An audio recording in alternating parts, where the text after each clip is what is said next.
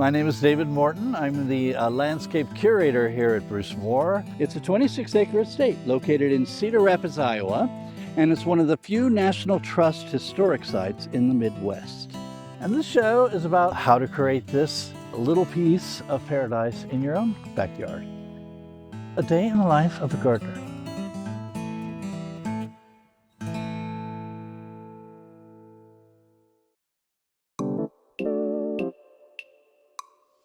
So welcome to A Day in the Life of a Garden. And this summer we're going to do something a little fun. We're going to follow a bed from planting to full bloom. And this is what we're going to do, because we remember earlier in the season we had our little planning guide. And one of the beds we're going to follow this year is the front line. We call it the front line. And we've got 3 different plants we're going to put in there. We've got a gomphrena. This isn't the exact plant we're going to put in there. This is the one we're going to put in there, but it had some pretty color on it. And this is what the flower is going to look like. It's a little globe amaranth, they call it. That's the common name. We're also got a new one for myself. This one's called Billy Buttons, and it gets a yellow little pom-pom on the top of it. And then we're going to have some of this beautiful ageratum in there. And if you remember from before, we had the color wheel and the pictures. So this is that coming to fruition. So we're going to follow it. We'll show you the bed before it's planted, after we plant it, then maybe midsummer and then late summer and then into fall before it's gone. And you'll be able to see why planting can be fun and important. Ready? Let's go. 1 week later. So we're checking on our feature bed here, and this is the front line. Now we got pummeled by rain last night, so the peony is just about to open, but the bummer about that is it's kind of made them lay over my front line. We just planted this last week, so it's sitting here establishing itself, and I would say in probably another month, we'll come back again. And hopefully they'll be bigger and bloomier than they are right now. 4 to 6 weeks later. You know, I would have liked to have more color. While I love these, were a disappointment to me this year.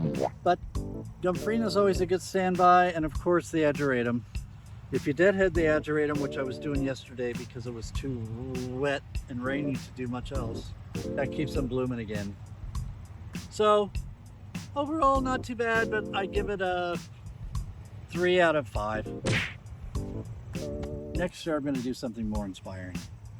4 to 6 weeks later. Here we are, October 8th, and we're looking at our frontline bed. I found this one little area where all 3 of them are blooming together. Yeah, this is what it developed into. Again, I'll give it on a scale of 5, I'll give it a 3. But it's changed because we took the peony down, and that's our first step to putting the bed to bed. Now I'm going to leave these out here until we get our first frost, which could happen at any time. Now that we're into October, usually around mid-October, we get a hard freeze. When we get a hard freeze, these things are all going to go, and then they'll come out, and we'll decide what happens next year. Several days later. So it's kind of a little bit of a sad day.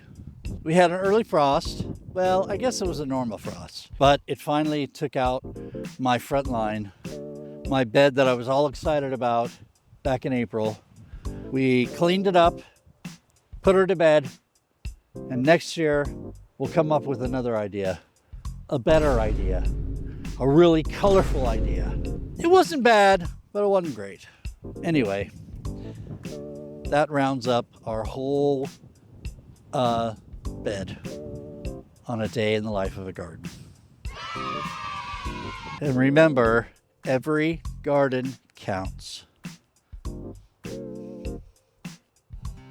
We hope you enjoyed it, and if you want to see more, hit the like button, the notification bell, and subscribe to the channel.